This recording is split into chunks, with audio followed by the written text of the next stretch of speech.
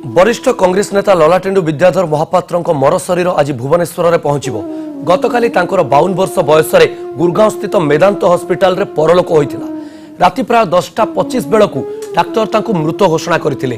दीर्घदिन धरी से liver cirrhosis रोग रे आक्रांत थिले। तांको देहांत खबर पहुंचीबा परे समग्र राज्य रे शोकर छाया खेली जाइछि। कांग्रेस नेता और कर्मी माने स्तब्ध हो जाइछंती। लुलु महापात्र को गत सेप्टेम्बर 21 रे एयर आंबुलांस जोगे भुवनेश्वर गुरगांव निया जाइथिला। तेबेठारु से चिकित्साधीन थिले। गतकाली संध्या 7टा परठारु तांको स्वास्थ्य अवस्था अवनति घटिथिला। डाक्तरी दलक शतचेष्टा सत्वे तांको बंचाइबा संभवपर होई नथिला। देहांत खबर मिलिबा परे लुलुंको शेष दर्शन पाई बहु जातीय स्तरीय नेता गुरगांव स्थित मेदांत हॉस्पिटल रे पहुंचीथिले। सेहीपरि भुवनेश्वर स्थित तांको सरकारी बासभवन रे पीसीसी सभापति प्रसाद हरिचंदन को समेत बहु कांग्रेस नेता और कर्मी पहुंचीथिले।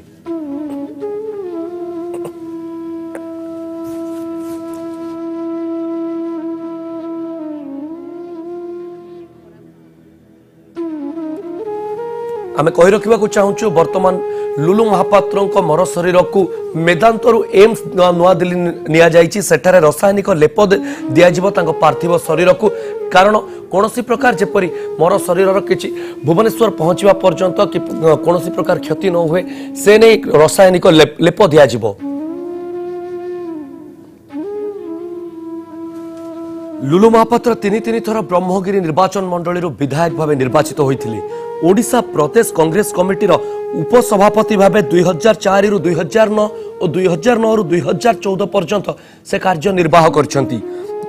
छात्र कांग्रेस युग्म संपादक भाव 1983 मसीहा और तापर साधारण संपादक भाव 1985 मसीह से दायित्व नैथिले। एहा परे छात्र कांग्रेस गुरु दायित्व तांको दियागला। 1987 मसीह छात्र कांग्रेस सभापति होइथिले लुलु महापात्र। पूर्वतन मुख्यमंत्री जानकी पट्टनायक एकाद अनुगत कहुता ललाटेन्दु विद्याधर महापात्र राज्य राजनीति को सक्रिय भाव आसी 1995 मसीह जो समय बयस होता केवल 31 वर्ष। से समय से प्रथम थर पर ब्रह्मगिरी विधायक भाव निर्वाचित होते और क्रमागत भाव हाट्रिक करते 2009 पर्यंत। हुए तो 2009 और 2014 से पराजित होते किंतु ता सत्वे गोटे स्वतंत्र स्थान राज्य राजनीति थिला लुलु महापात्र। लुलु महापात्र को नहीं अनेक तर्क वितर्क हुए कांग्रेस रे हो, बिजु जनता दल रे हो कि भारतीय जनता पार्टी रे हो। एही युव नेता सबु समय गोटे राजनैतिक प्रतिद्वंदितार शिखर रे रही आछंती। से ब्रह्मगिरी निर्वाचन मंडली कथा कहतु कारण बहु कम नेता एपरी अछंती जहां को नवीन पट्टनायक सीधा सड़क राजनैतिक शत्रु भाव विवेचित करा जाए। प्यारीमोहन महापात्र कथा कहतु, विजय महापात्र कथा कहतु, से समय तत्कालीन मंत्री नलिनी महांती कथा कहतु कि एबे लुलु महापात्र कथा से सबु समय कहुजा जे एमाने थिले नवीन बाबूंकर राजनैतिक शत्रु।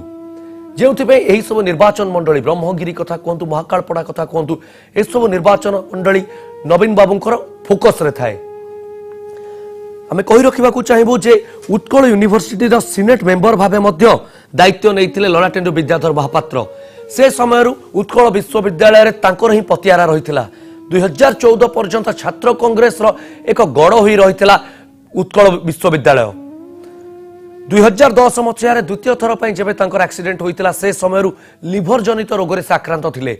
यह सत्वे कांग्रेस अनेक संगठन रे से जोग देइथिले, अनेक सांगठनिक कार्य करथिले।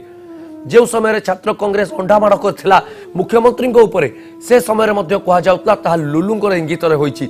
लुलु मध्य कहिथिले जोटी जोटी मंत्री माने जिबे भूल काम करछनी अंडामाड़ हबो।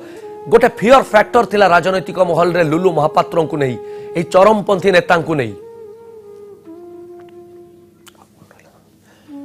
आमे कहि रखिबा चाहबू जे लुलु महापात्र से समय छात्र राजनीति को आसिले जेबे छात्र मानकु केवल रैली रे बहिबा वस्तु बोली व्यवहार करा जाउथला।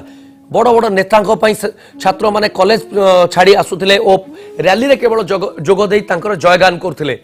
लुलु महापात्र आसिले छात्र राजनीति को, लुलु महापात्र आसिले सक्रिय राजनीति को।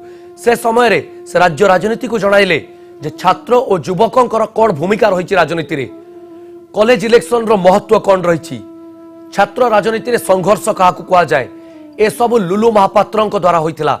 से संभवपर करथिले बड़ बड़ छात्र नेता को आगो को आनिबाकू। लुलु महापात्र कॉलेज इलेक्शन रे छात्रर भूमिका कोन, समाज रे युवकर भूमिका कौन से माने केवल रैली रे जयगान करिवार वस्तु नहंती ताहा प्रतिपादन करथिले लुलु महापात्र एही वरिष्ठ नेता